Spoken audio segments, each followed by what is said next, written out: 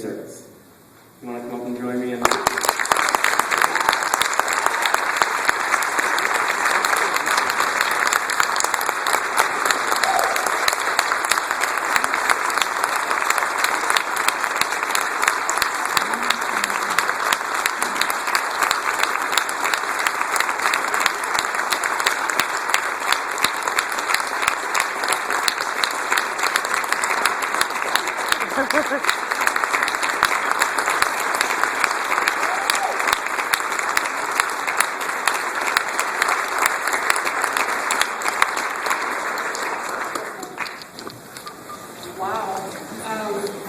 Thank you so much. I'm pretty surprised that I'm not bawling my eyes out right now. I would like to first thank Bruce James for making this award possible. I would also like to thank him for the lovely letter that he sent me. I wish you were here to thank in person. I'd like to thank the award committee for choosing me. I'm extremely honored to receive this award, and I know that at RIT, I am among many, many stars that shine very bright. The caliber of student at RIT is incredible, and I am so fortunate to be counted among them. I'd like to thank, as you all know, I was an addict and homeless for years.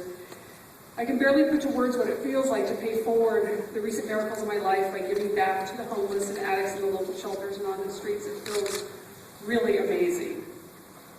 If you don't mind, I really want to spend this time with you a few moments to thank a few people that have really meant a lot to me. First, I'd like to thank my professors, all the staff at RIT that have worked with me.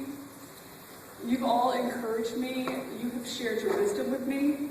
I knew this was going to happen. You supported me along this journey. And my outcome at RIT could have been dramatically different. And I believe that all of you that have been there beside me and taught me and supported me have all been a huge part of my success. And I thank you very, very much. I would especially like to thank Professor Lori Freer, because Keep Rochester, the organization that works with the shelters and works on the streets to help the homeless, has become a huge success. And that organization was conceptualized in her concepts and symbolism class in the CIAS college. Lori Freer designed an assignment that encouraged us to really think conceptually and to have a call to action, make a difference in the world, and do something that helps other people. So Keep Rochester came from my past and really what I wanted to do, and my best friend who worked with me on this project in the class, who felt a strong bond with me and knew all about my past and wanted to do the project with me as well. We started as a design project, and we decided to make it a reality and make it a real entity and actually go out on the streets and make a difference. And it was, like I said, a really huge success. Lori Freer's class was very inspiring to me, and I thank you, Lori, for giving us the opportunity to create Keep Rochester in your class.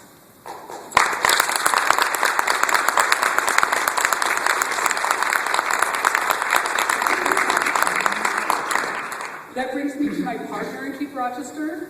I would like to thank Brandon Kellaway for all his time, his input, his endless energy.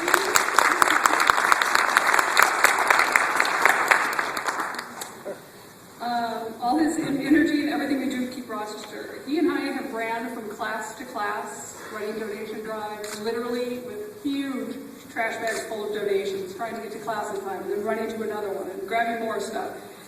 We both have insane schedules, and he kept up with me every step of the way. We've made emergency runs to shelters to drop off donations for women that have arrived without clothes or shoes in the middle of the night.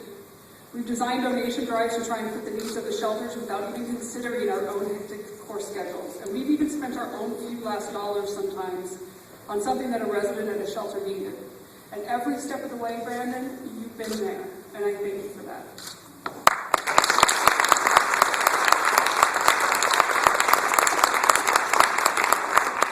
I would also like to thank Ms. Bernadette Lynch. Bernadette Lynch is my mentor and my friend. I want to thank her for her seemingly endless assistance and advice. And when I say seemingly endless, I mean seemingly endless. first day at RIT. When I was terrified, I was intimidated, I felt very out of place, and extremely anxious. I questioned whether or not I even belonged here. She listened to me, and she helped me get through my very challenging first quarter at RIT, and we've worked together since to make sure I'm doing all I can do. Bernadette has far surpassed any notion of an open door policy. She encourages me to stop by anytime for absolutely any reason. She has done endless editing for me, and she is absolutely irreplaceable. She not only gave me guidance when I needed it, but she became my good friend. And I thank you, Bernadette.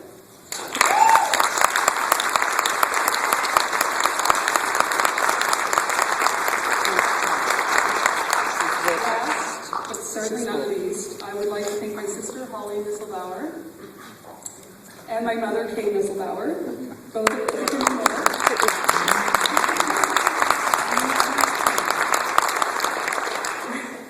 They had quite a journey today because they're getting 10 inches in Ithaca, and they prayed that weather to get down here for me. I love you. My mother is an artist, and she always inspires me. They both completely supported me on this journey to save my life, to change my life, and I will never forget that. My mother has been there when I needed to lean on someone after having doors close on me because of my past, and there were a lot of doors that closed on me because of my past.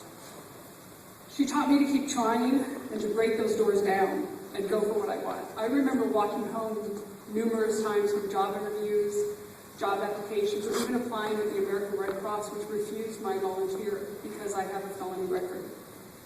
And my mother taught me to keep trying. And I thank you, Mom, because I'm still trying and I'm doing pretty good. My sister is a librarian. My sister is a librarian at Cornell, and she not only heard from me every single time I had research and wanted to dig really deep, but she opened her home to me so I could live there and start college. I could not have done that without her assistance. All she asked of me is that I do well in school. So I did well in school. You both believed in me every step of the way, and I thank you so much.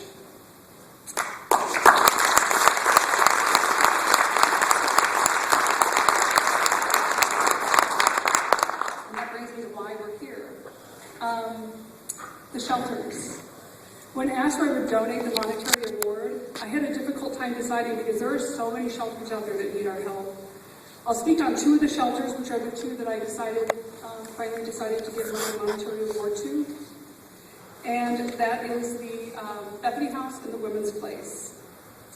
They're both women's shelters, and they serve women that seek shelter after abuse, eviction, incarceration, rape, and other life-changing experiences.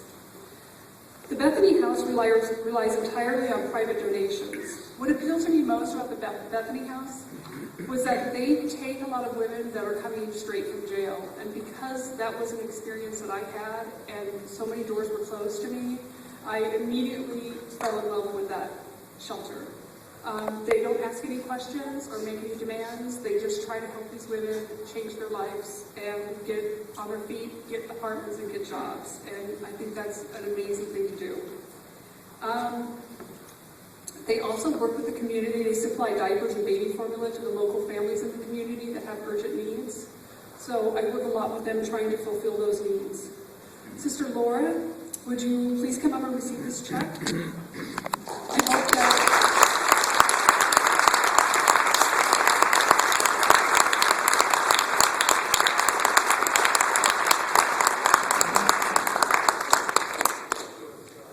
I hope that along with the work that we do for you, that helps you further your work in the community. You do great work there. Thank you very much. Thank you.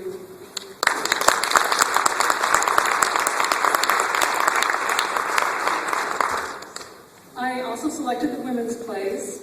They're a division of the Catholic Family Center. They're a shelter for women with children. And it's extremely heartbreaking to consider the fact that the shelter is filled with women that have babies and small children, and they're homeless, and they have nowhere to go. So I am extremely grateful for places like the Women's Place who take these women in. They help them get into apartments and get jobs and change their lives and the lives of their children, because it's not good for a child to start growing up in a shelter environment. When I go there every week, there's a lot of love that goes around. I find it really inspiring. And everybody always seems pretty up. It's a nice community environment, and I really like that. I know that the Women's Place is very grateful, as are all the shelters, for all the work that we do with them. But Brenda and Lisa, would you come up here to receive some additional